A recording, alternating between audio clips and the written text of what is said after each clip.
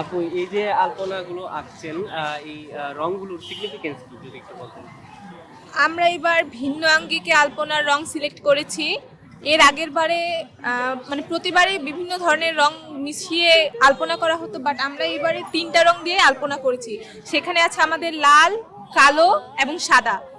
আহ, 3টা রঙের 3টা সিগনিফিকেন্ট আছে। সেটা হচ্ছে সাদা রং হচ্ছে আমাদের শান্তির প্রতীক, অ্যান্ড কালো রংটা হচ্ছে আমাদের ভাষা শহীদদের প্রতি শ্রদ্ধা নিবেদনের জন্য, শোক হিসেবে পালনের জন্য এই রংটা ইউজ করা হয়েছে। আর লাল লাল রংটা হচ্ছে আমরা যে একটা ভাষা ছিনিয়ে আনতে পেরেছি, তার জন্য হচ্ছে অনেকে শহীদ হয়েছেন, রক্ত দিয়েছেন, এই রক্তের বিনিময়ে যে আমরা ভাষাটা পেয়েছি সেটাকে উদ্দেশ্য করে আমরা লাল রংটা ব্যবহার করছি।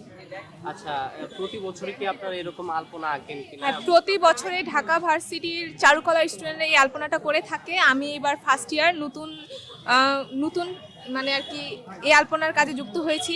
আমার অনেক সৌভাগ্য যে আমি এই ধরনের একটা রাষ্ট্রীয় কাজে অংশগ্রহণ করতে পেরেছি।